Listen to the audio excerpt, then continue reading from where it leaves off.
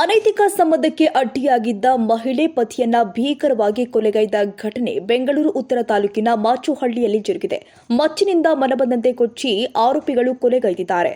ವಿಜಯಕುಮಾರ್ ಸಾವನ್ನಪ್ಪಿದ ವ್ಯಕ್ತಿ Dhananjay alias Jayarama and team ಕೊಲೆಗೈದ ಆರೋಪಿಗಳಾಗಿದ್ದಾರೆ. 10 ವರ್ಷಗಳ ಹಿಂದೆ ಆಶಾ ಜೊತೆ ಮೃತ ವಿಜಯಕುಮಾರ್ ಮದುವೆಯಾಗಿದ್ದ. ವಿಜಯಕುಮಾರ್ ಪತ್ನಿ ಆಶಾ ಜೊತೆ ಅಕ್ರಮ ಸಂಬಂಧ ಧನಂಜಯ್ ಹೊಂದಿದ್ದ. ಅಕ್ರಮ ಸಂಬಂಧ ತಿಳಿದು ವಿಜಯಕುಮಾರ್ ಗಲಾಟೆ ಕೂಡ ಮಾಡಿದ್ದ. ಸ್ನೇಹಿತರಾಗಿದ್ದ ವಿಜಯಕುಮಾರ್ ಹಾಗೂ ಧನಂಜಯ್. ವಿಜಯಕುಮಾರ್ ಸಣ್ಣ ಪುಟ್ಟ ಫೈನಾನ್ಸ್ ಮಾಡಿಕೊಂಡಿದ್ರೆ ಧನಂಜಯ್ ಆಟೋ ಚಾಲಕನಾಗಿ ಕೆಲಸ ಮಾಡ್ತಾ ಇದ್ದ.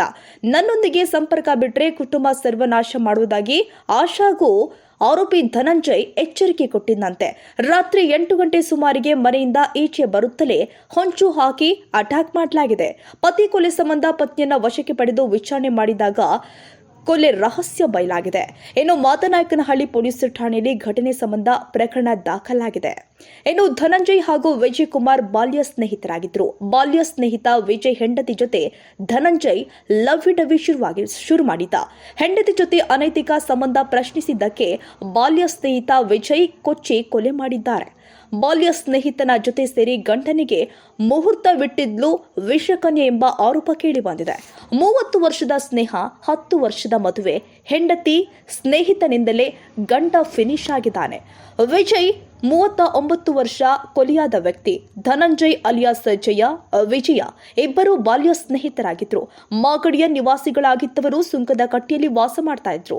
ರಿಯಲ್ ಎಸ್ಟೇಟ್ ಹಾಗೂ ಫೈನಾನ್ಸ್ ವ್ಯವಹಾರ ಮಾಡಿಕೊಂಡಿದ್ದ ವಿಜಯ್ 10 ವರ್ಷದ ಹಿಂದೆ ಆಶಾಳನ್ನ ಮದುವೆಯಾಗಿದ್ದ.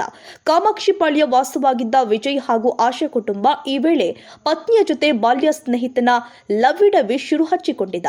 ವಿಜಯ್ ಹೆಂಡತಿ ಆಶಾ ಜೊತೆ ಅನೈತಿಕ ಸಂಬಂಧ ಹೊಂದಿದ್ದ ಬಾಲ ಸ್ನೇಹಿತ ಧನಂಜಯ್ನ ಜೊತೆಗಿದ್ದ ಆಶಾ ಒಟ್ಟಿಗೆ ಇದ್ದ ಫೋಟೋ ಸಮೇತ ಗಂಡನಿಗೆ ಸಿಕ್ಕಿಬಿದ್ದಿದ್ರು. ಇಬ್ಬರ ವಿಚಾರ ತಿಳಿದಿದ್ದ ವಿಜಯ್ ಗಲಾಟೆ ಕೂಡ ಮಾಡಿದ್ದ. ಕಾಮಾಕ್ಷಿಪಾಳ್ಯ ಬಿಟ್ಟು ಕಡಬಗೆರೆಯ ಮಾಚುಹಳ್ಳಿ ಬಳಿ ಮನೆ ಬಾಡಿಗೆ ಮಾಡಿಕೊಂಡಿದ್ದ. ಇಷ್ಟಾದ್ರೂ ಹೆಂಡತಿ ಅನೈತಿಕ ಸಂಬಂಧಕ್ಕೆ ಬ್ರೇಕ್ ಬಿದ್ದಿರಲಿಲ್ಲ. ಈ ವೇಳೆ ಸಂಜೆವರೆಗೂ ಮನೆಯಲ್ಲೇ ಇದ್ದ ವಿಜಯ್. ಸಂಜೆ ವೇಳೆ ಮನೆಯಿಂದ ಹೊರಟ ವಿಜಯ್ ಮಾಚುಹಳ್ಳಿಯ ಡಿ ಗ್ರೂಪ್ ಲೇಔಟ್ನಲ್ಲಿ ಶವವಾಗಿ ಪತ್ತೆಯಾಗಿದ್ದಾನೆ. ಘಟನೆ ಸಂಬಂಧ ಆಶಾಳನ್ನ ವಶಕ್ಕೆ ಪಡೆದಿರುವ ಮಾದನಾಯಕನಹಳ್ಳಿ ಪೊಲೀಸರು ಹೆಚ್ಚಿನ ವಿಚಾರಣೆ ಕೈಗೊಂಡಿದ್ದಾರೆ.